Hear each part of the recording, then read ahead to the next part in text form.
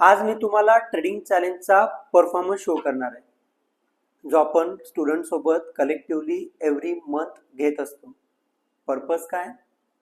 Performance ट्रॅकिंगसाठी आणि review करण्यासाठी काय चुकतंय त्या ठिकाणी.